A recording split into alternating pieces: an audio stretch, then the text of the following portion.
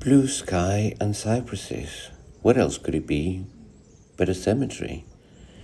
A cemetery in Spain is a city within a city. Look at it. There are houses. Everything is tidy, laid out in a perfect square grid. Feels almost democratic, except for that old mausoleum. Look at Don Ramon's mausoleum with the Virgin Mary.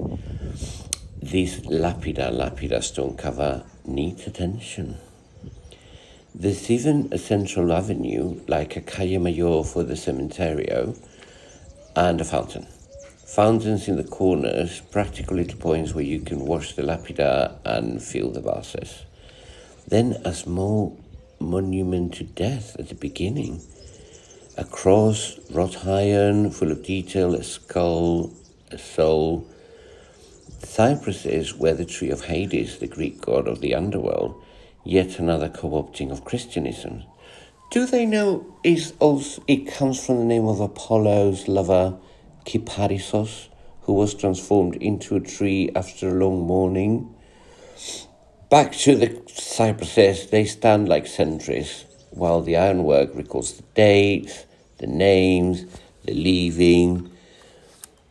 Some graves are humble, no stone at all, just earth, and a simple marker. Others are granite, because granite is, as I found out later, easy to clean. And then you get sculpture, the Virgin Mary again, saints, angels, each one trying to soften the blunt fact of the place. Oh, El Primo Pintor, my mother's cousin, Jesus Velasco. He, when I was a child, taught me how to draw with charcoal and then how to paint. They've dedicated the road he used to live in to him, Calle de Jesus Velasco. Will they ever dedicate and name the street to me, please? Not the one I live in now, because that would be usurping. Maybe a new avenue or something. A little tiny corner. Family names, Familia de Valentin, restos there. Restos there means you take out the bones and you put them in a little bag, and that's the restos, so that you know. Other sculptures, older, different stone, weathered in a gentler way, and someone cleaning nearby. I'm tempted to adopt their whole social system. Just walk up and ask, Perdona, how do you clean a lapida properly? Because there's people milling about, it is Sunday, and they're caring for the dead like it's part of the weekly routine. Some graves have marble, and they say RIP in Latin. Others say DEP, Spanish for Descanse en Paz. I don't like all this granite. It's practical, but it's not beautiful. Oh, another mausoleum. Would I want a mausoleum? I think I would. At least I don't want to be burned. Patio de San Damaso. Of course, the streets have names, saints' names, as if the cemetery needed its own map, its own neighborhoods, its own hierarchy. Yes, to the right of the cemetery are the new ones. You know, people that don't have family ones. And I think there's no room in my family one. Oh, look, you're in Spain. More crosses.